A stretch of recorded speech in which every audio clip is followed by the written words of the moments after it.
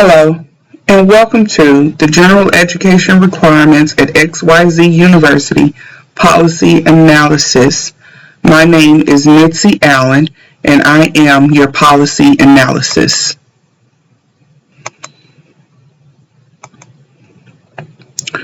So the concern right now at XYZ University is that there are too many general education requirements here. The purpose of general education courses are to expose our students to more than what they're just majoring in. This will also make them more well-rounded for the workforce. So the policy problem is that XYZ University students are required to complete 45 general education hours before they start the core courses in their major. This number roughly comes to about 37.5% of the total courses that they take during their matriculation.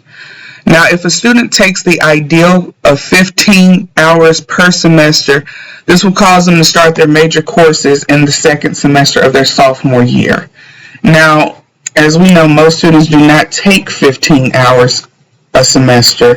They usually take anywhere between 12 and 14. And this will lengthen the time that it takes to enter their respective programs. Now, we have 3 licensure programs here at XYZ University, and they're in education, nursing, and social work. In order to enter those programs, you have to complete all of your general education requirements before you can even apply to get into those programs.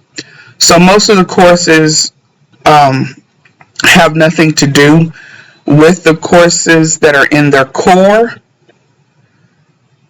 if they want to succeed in their chosen careers. General education courses also repeat a lot of what they've learned while they're in high school, and they've already been tested on it using the ACT and the SAT.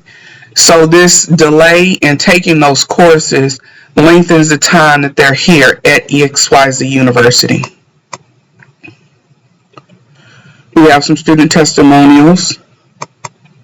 So student A, he's a 6-year senior who plans to graduate next semester.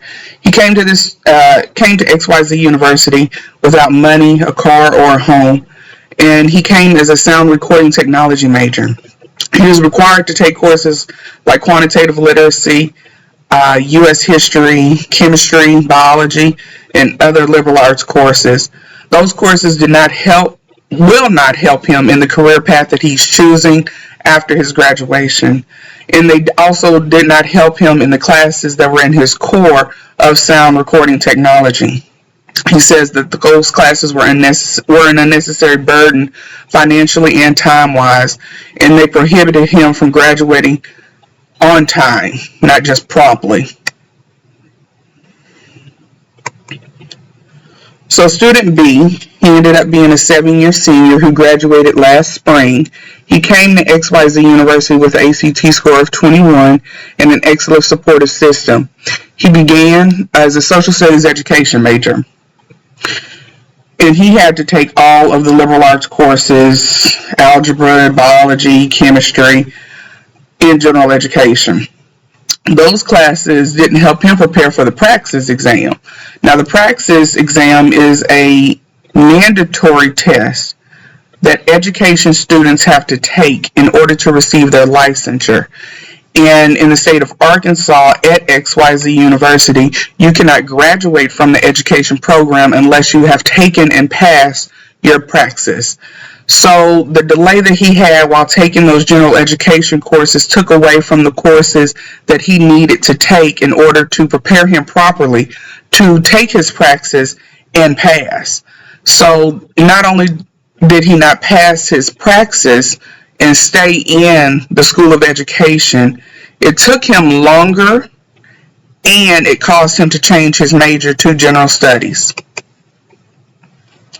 So the state of Arkansas has 3 policies that are in place that affect our general education course placement. So the first one is the student placement into general education courses.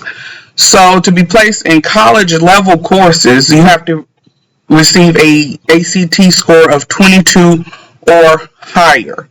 It used to be 21. It recently changed to 22. So if you don't get the 22 or higher, you're automatically placed in remedial or transitional courses. So 55% of our students in 2021 were placed in remedial courses due to their ACT scores, and minority and low income students are the ones that we usually end up placing in those classes. So 40% of our students that actually take those remedial courses or transitional courses, they do not persist through school. They feel that these classes are not what they are paying for, and that they don't count towards their degree. So that is just extra money that they're spending on classes that are preparing them to take general education classes when they have already been prepared in high school. Because a standardized test is nothing but a snapshot of a moment in time of what students have learned. So that leads us to the Arkansas Assessment of General Education. Now this test is taken after students have taken 35 to 60 credit hours, and if they do not take this test, they cannot continue their matriculation through the university. There is no cutoff score, so it really doesn't measure if there has been any improvement from when they began college or after they have taken their general education courses.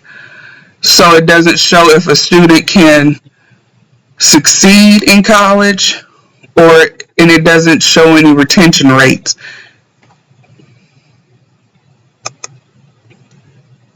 So the policy recommendation is dual enrollment. Dual enrollment is when we partner with a local high school and they receive concurrent credit. So they'll receive credit for high school and they'll receive credit towards college. It allows students to take college courses while they're in high school, which saves them money on their tuition, and they'll only have to pay for the college courses that are in their major instead of the full cost. It will also help them succeed in college because by taking college courses while they're still in high school, they'll get a head start on their college education and learn the skills that they need to be successful in college and be considered well-rounded by the employment world after they graduate. Dual enrollment also improves the university's reputation because it shows that we are committed to helping our students succeed and that we are a valuable resource for the community.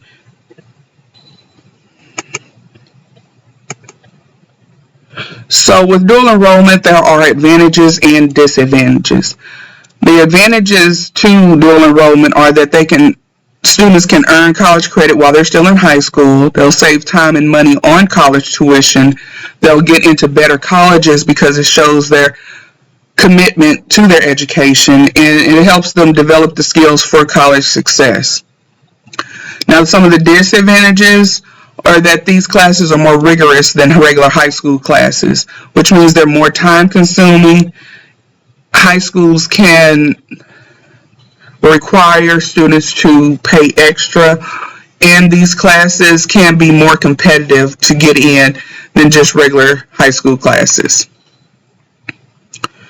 So the effects of policy change is that dual education, we want to minimize negative effects by saving students time and money, and ensure the students are learning relevant material, and help the students feel engaged and motivated. With the administration costs, we want to minimize those also. The new classes have to meet the needs of the students and the community, and that new classes have to be aligned to the Arkansas Department of Higher Education's state standards. And of course, we want to maximize student satisfaction because students are our consumers, and it's crucial for our students to be happy. So the quality of education and transparency are key factors in this, and if students are satisfied, they're more likely to persist and graduate. So the projected overall value of creating dual enrollment courses with a local high school is an increase in revenue of $1,341,299.35. We're looking at 64% of students to come to college with general education requirements already met, and 75% of students that enroll in the dual enrollment courses in high school will graduate within a 6-year period or less, which is tracked by NECS. And we're also looking at an 8% increase of students obtaining a post-secondary degree. Are there any questions?